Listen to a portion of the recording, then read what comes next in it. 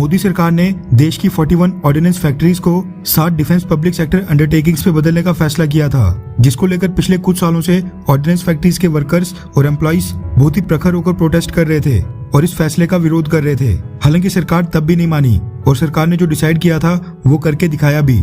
ये सही फैसला था या फिर गलत, हम इसके ऊपर बात नहीं करेंगे। बात यहाँ पर ये होगी कि ये जो ऑर्डिनेंस फैक्ट्रीज थी, इनके वर्कर्स थे और जो इनमें अहम पदों पर बैठे अधिकारी थे, उन्होंने किस तरह से देश का अरबों खरबों रुपए बर्बाद कर दिए हैं। अपनी लापरवाही के कारण टैक्स पेयर्स का पैसा आग में तो डाला, लेकिन इसके साथ ही इंडियन आर्म्ड फोर्सेस के जवानों की सुरक्षा के साथ भी कॉम्प्रोमाइज किया, क्योंकि इनका लेखा जोखा तैयार कर दिया है controller auditor general of India यानी कैग ने, जिसको supreme audit institution of India भी कहा जाता है। कैग की बात करें तो ये सरकारी कंपनीज और उनकी सब्सिडियरी कंपनीज या फिर ऐसी कंपनीज जिनमें सरकार का इक्विटी शेयर 51% से ज्यादा होता है, उनका ऑडिट करता है। चेक करता है कि सरकारी कंपनीज ने किसी पर्टिकुलर टाइम पीरियड में कितनी स्पेंडिंग की है, कितना खर्चा हुआ है। कंपनीज की बैलेंस शीट पूरी तरह से चेक की जाती है और देखा जाता है कि कितना प्रॉफिट रहा और कितना लॉस रहा। जितनी भी ऑटोनोमस बॉडी हैं जो सरकार से फंड लेती हैं, जैसे कि municipal bodies, health societies, IIM, IITs, CAG इन सबका ऑडिट करता है।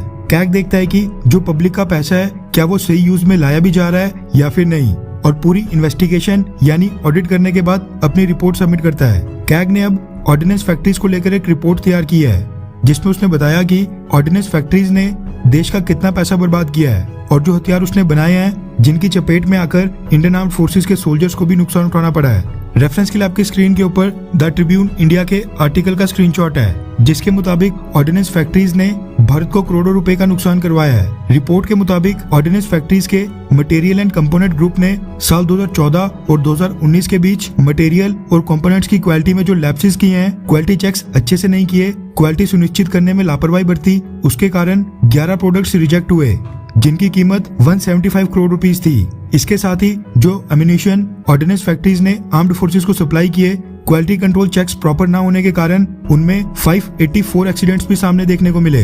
मैक्सिमम एक्सीडेंट्स में क्वालिटी इशू सामने निकल कर आया है। ऑर्डिनेंस फैक्ट्रीज जो जनरल स्टोर्स और क्लोथिंग का काम भी संभाल रही थी, उन्होंने भी साल 2018 से 19 के बीच 11 आइटम्स के इशू प्राइसेस को कम किया था, जिसके कारण 190 करोड़ रुपीस का लॉस हुआ था।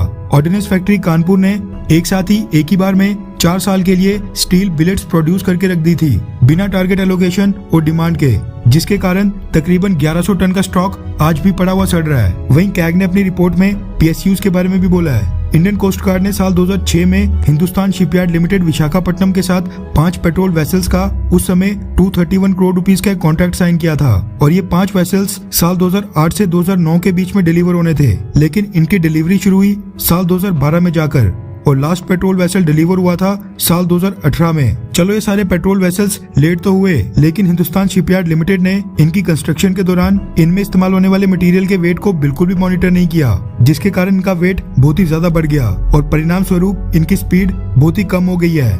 और जिस काम के लिए पेट्रोल वेसल्स परचेज किए गए थे हाई स्पीड यूटिलिटी वेसल्स के रूप में, वो काम अब ये कर ही नहीं पा रहे हैं। इसके साथ ही डिले होने के कारण एक्सपेंसेस जो बढ़े, उनकी वजह से 200 करोड़ रुपीस का भी लॉस उठाना पड़ा। साल 2011 में भारत इलेक्ट्रॉनिक्स लिमिटेड ने मिनिस्ट्री ऑफ डिफेंस के साथ 48 टैंक्स को अपग्रेड करने का 748 करोड़ रुपीस का कॉन्ट्रैक्ट साइन किया था, लेकिन पुअर प्लानिंग के कारण ये अपग्रेडेशन भी काफी ज्यादा डिले हो गया था, जिसके कारण 201 करोड़ का नुकसान हुआ। इसके अलावा और भी कई इंसिडेंट्स थे, जिनमें से मोटे मोटे मैंने आपको बता दिए हैं। बस यही कारण है कि मोदी गवर्नमेंट डिफेंस सेक्टर में कई सारे रिफॉर्म्स कर रही है। सरकारी के साथ साथ प्राइवेट कंपनीज को भी बढ़ावा दिया जा रहा है और उनको भी कॉन्ट्रैक्ट्स में शामिल किया जा रहा है, ताकि जवाबदेही बढ़े, प्रोडक्टिविटी बढ़े और ऐसे हजारों करोड़ों रुपए का नुकसान फ्यूचर में दोबारा नहीं उठाने पड़े।